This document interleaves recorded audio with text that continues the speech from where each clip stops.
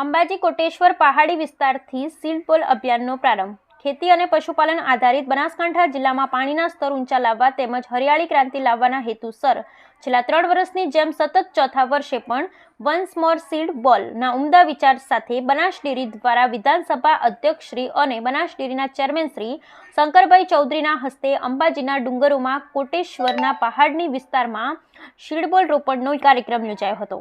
અરવલ્લીની ગિરિમાળાઓ અને ઉત્તર ગુજરાતને હરિયાળો બનાવવા ગુજરાત વિધાનસભા અધ્યક્ષ શ્રી અને બનાસ ડેરીના ચેરમેન શ્રી શંકરભાઈ ચૌધરીએ યાત્રાધામ અંબાજી ખાતે કોટેશ્વર નજીક પર્વતીય વિસ્તારમાં ડ્રોન ટેકનોલોજીની મદદથી સીડબોલ વાવેતર અભિયાનનો આજરોજ પ્રારંભ કરાવ્યો હતો, જેમાં ગામે ગામથી મોટી સંખ્યામાં ઉમટી પડેલા લોકોએ શ્રમદાન દ્વારા હરિત યજ્ઞમાં પોતાની લોકભાગીદારી નોંધાવી હતી।